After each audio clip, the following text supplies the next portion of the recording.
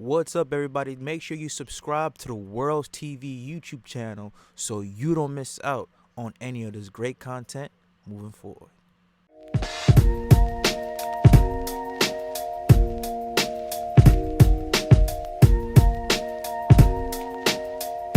What's up, everybody? Welcome back to another episode of World's TV. Don't forget to like, comment, subscribe to stay up to date so you don't miss any up to date post notifications and videos from this channel. Now, despite the NBA being in its slowest month throughout the year, that is the beginning of the all season, free agency has yet hit. There's been a lot of Twitter back and forth, Twitter beefs between guys like Kendrick Perkins, Draymond Green, and now we have the episode part 55 saga between Stephen A. Smith and Kyrie Irving. As we all know, Stephen A. Smith has been bad-mouthing and talking so much shit about Kyrie Irving for this past year. Ever since the whole vaccine drama, when Kyrie Irving told the New York mayor and the New York mandate, say, hey, kiss my ass, I ain't getting vaccinated. And then Stephen A. Smith came out and pretty much started to kill him, saying, no, Kyrie, you're selfish, you're doing this and that. Let me remind everybody this. It is so amazingly idiotic that people still will not admit that they've been conned by the COVID vaccine. But again, this is not about COVID or the vaccine mandate. That's all lifted. Should have never been put in the first place. But nonetheless, again, people don't want to admit when they've been conned and scammed. But Stephen A. Smith has always been going after Kyrie Irving for that. And Kyrie Irving finally took to Twitter and finally responded back to loudmouth Stephen A. Smith. And this is what he said. This is on his official Twitter page at Kyrie Irving, and this is what he said when it came to Stephen A. Smith, Stephen Anthony Smith. So Kyrie Irving tweeted out this. At Stephen A., you're going to have to explain yourself to people in your generation. I'm not around many 50-plus-year-olds that speak and act like you do, so this is new for me. But I'm sure my father and my uncle can meet you on your level better than I can. We know you, Stephen. All caps, Stephen A. And Stephen A. Smith quickly responded back to Kyrie Irving with this, looks like this essay worded format. And he said, oh, you got it twisted, bro. Big time at Kyrie Irving. And that's what he said. Oh, you got it twisted, big bro. I don't have to explain a damn thing to anyone, especially you and your father. Ooh. Your uncle, Rod Strickland, is another matter. I love that brother. I profoundly respect him. Always. As for you, when you have a level, let me know, because I'm not aware of you have what? I'm not aware you have one off the court. Either way, I have a wish. One day, all caps, you'll stop hiding behind the public support you receive and fess up to the shenanigans you engage in, leaving folks hanging like laundry. Be honest about what you're truly been doing. Until then, let's confront one another, one-on-one, for the world to see your truth up against mine in a public forum for everyone to judge. Name the time and place, and I'll show up. I keep receipts, bro. Show up, all caps. You do know what that is, don't you? Question mark. Ooh. If you don't know before, I know you know. Now that you're after that money you took for granted to be waiting for you. See you in the fall. A whole bunch of exclamation marks at the end of it. Now, here's my reaction to this whole thing. Number one, Stephen A. Smith is obviously the most known popular sports commentators in all of the United States. I mean, he's just big time. He has one of the largest contracts in ESPN history, getting paid $12 million, so he's definitely getting that back. Congratulations to him. But Stephen A. Smith has made Kyrie Irving public enemy number one in the sports world. And it all happened, ever since the vaccine mandate dropped on New York. Ever since New York came out with that ridiculous vaccine mandate, Stephen A. Smith cannot stop talking about Kyrie Irving. Every chance he gets, We got to talk about Kyrie. Kyrie's not even playing. He still found a way to shit on Kyrie Irving. It's like, dude, did Kyrie Irving do something to you that took at your soul? Did Kyrie attack you on a personal level? Because it seems like these quote unquote experts who have an online platform to talk about the game and talk about other sports in a general setting, they don't talk about the game and break down the game. They go to more attacking athletes. And I've always been against athletes because athletes are so soft. But when you constantly, if you go look at ESPN, especially since the summer started, after the NBA Finals is over, their most uploaded videos is talking about Kyrie Irving. You would think you would talk about more about the Golden State Warriors winning their 4th championship in 8 years. You would think they would talk about more about the NBA draft. You would think they would talk about more about free agency, but no. Their most uploaded content, the key word in their content, has been Kyrie Irving. Do you guys not have nothing else to talk about? Nothing at all? I understand at this time in the NBA, it's kind of slow until free agency starts. But you have nothing else to talk about? You keep talking about the same guy over and over and over and over in a negative light. He is not even playing. He hasn't played for a month plus. And you still find a way to talk about him in a negative way.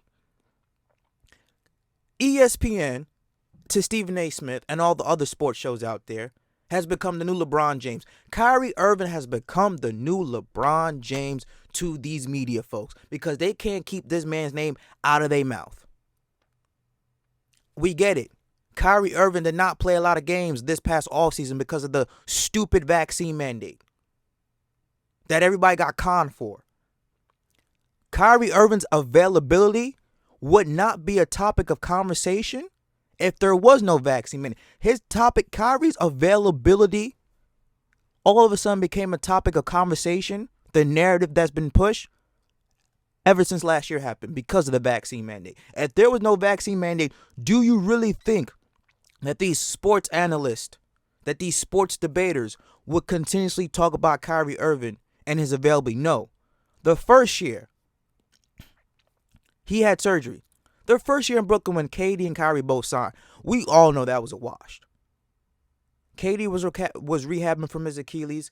Kyrie Irving was playing solo, and then he shut down the season after he had surgery. I believe it was on the shoulder or elbow. Year 2 after that, and that was still going into the bubble. Year 2, he plays a good amount of games. He gets hurt. Congratulations, this is sports where his injuries happen. I believe it was in the NBA playoffs. Doesn't play most of that. I'll give you that. He missed 2 weeks. He took 2 weeks off, not letting anybody know. That is incredibly unprofessional of Kyrie Irving, and he has to take the L on that. But other than that, they are making it seem like this guy Kyrie Irving is calling out every other 2 weeks because he doesn't want to play basketball. I find it so funny how they complain, bitch, and moan for athletes to do more, especially having these big, powerful platforms to give more of a voice and awareness on social issues. Exactly what Kyrie Irving's been doing. Exactly what he's been doing. Look at when the COVID bubble happened, WNBA players weren't getting paid their salary. Guess who covered the tab? Kyrie Irving did. Guess who got a whole bunch of kids gifts for Christmas around the holidays? Kyrie Irving did. They do not want to talk about his philanthropy work. They want to talk about the fact that the guy decided to take 2 weeks off after the riots that happened at the Capitol. Nonetheless, that is his fault. He looks bad on that. But you always want to complain, hey, we need these athletes to be more philanthropic. You got to be more active on social justice issues. You got to give more back to the community. They're doing that. That's not talked about a lot.